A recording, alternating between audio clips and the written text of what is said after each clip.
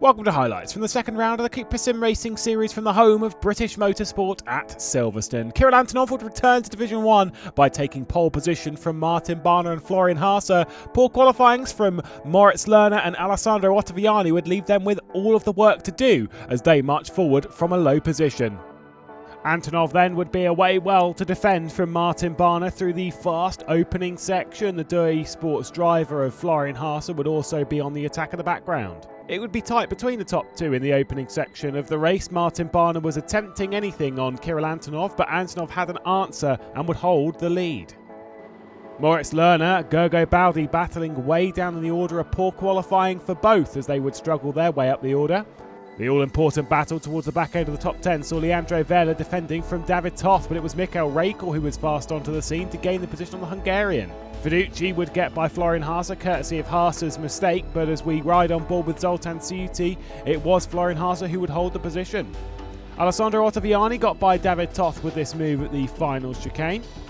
And then we ride on board with Alessandro Ottaviani, seeing Raikl dive it to the inside of Leandro Vela. It would open the door for Ottaviani to get onto the scene, but then a misjudge in the braking zone coming into Brooklands caused this incident. Ciuti, attacking to try and get onto the podium, would dive it to the inside into the club chicane, up and over the curbs onto two wheels. He would complete the pass on Fiducci and get himself into fourth.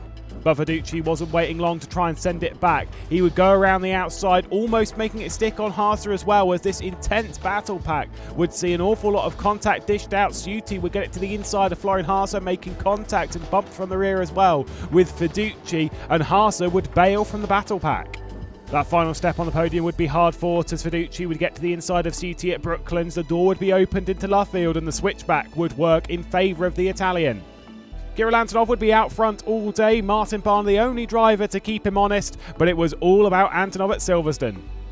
Antonov's return to Division 1 sees him continue in winning ways ahead of Martin Barner and Gianmarco Fiducci. Their Toth with a 10th place finish would reverse up to pole position from our championship leader Alessandro Ottaviani. Race 2 would be underway with David Toth having a great start. It was Ottaviani though who was under a lot of pressure in the early stages from Michael Raikl, who was instantly on the attack. Raikl's teammate though, Florian Haase, would fancy his way through to try and work his way up onto the podium, would try and go around the outside but would have no way through. Zoltan Ciuti would have a slowdown of sorts and have to drop to the rear end of the field.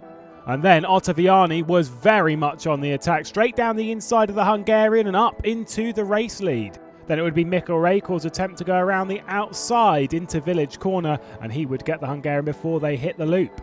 Pinsesh would try this audacious pass on Florian Haase by diving it to the inside before we exit Chapel. A fantastic attempt, but it would not work. Haase on the attack, a big dive bomb down the inside of David Toth, and he would get himself up a position. Raikl would start to really work on the back of Ottaviani, trying to go around the outside of Stowe, but no way around there. It would open the door for Florian Haase to go through, and he would gain the position. David Toth as well, trying to get back a part of it and back onto the podium, leaving his nose down the inside, potentially opening the door for Bent Spanky. With this cutback, it would be the position of the Door Esports man. Gianmarco Fiducci would be the next driver to try and pass David Toth with this fantastic move around the outside at Village. Final lap of the race and the last opportunities for Florian Haase to try and go around the outside of Ottaviani. He'd swing wide and open the door for Raikl to try and go through, halting the progress of his teammate. Ottaviani at the front of the field then would come out of the final corner and hold off the charge of the three Door Esports drivers to take victory at Silverstone.